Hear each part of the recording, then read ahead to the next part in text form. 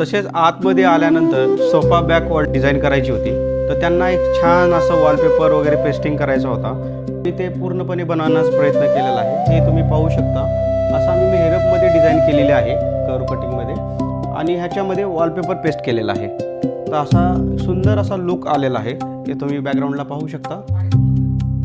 तसेच T V unit पण त्यांना सोबर आणि सिम्पल टी व्ही युनिट हवा होता. फार असं त्यांना हेवी लक्झरियस टी व्ही नको होता.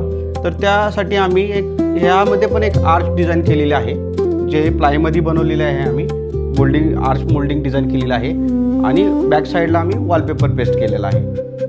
तसेच क्लायंटला लिव्हिंगमध्ये पण स्विंग हवा होता, तर आम्ही तो स्विंग पण पूर्णपणे दिलेला आहे.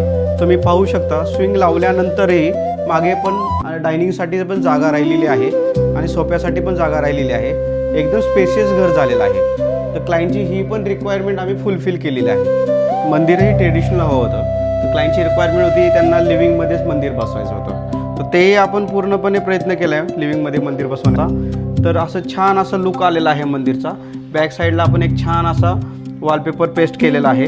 खाली अशा स्टेप्स दाखवलेल्या आहेत. तसेच मंदिराला खाली आपण ट्रेसुद्धा दिलेला आहे, तुम्ही पाहू शकता.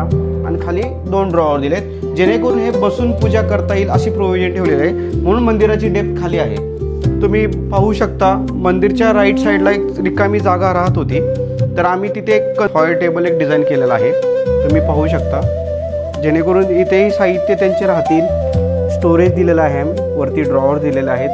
ह्यांच्या घरातल्या छोट्या छोट्या वस्तू वगैरे इथं ठेवण्यासाठी आम्ही क्रिएट केलेलं आहे. तसेच ह्यांच्या लिव्हिंगमधून ड्राय बाल्कनीला डोअर दिला होता, तो डायनिंग जवळ येत होता. तर आम्ही त्यामध्ये हिडन डोअर कन्सेप्ट यूज केलेली आहे, ते तुम्ही पाहू शकता. हे बघा, असा एक हिडन डोअर आम्ही डिझाईन केलेला आहे. लावल्यानंतर तुम्हाला असं कळणारही नाही की इथे डोअर आहे म्हणून, तुम्ही पाहू शकता.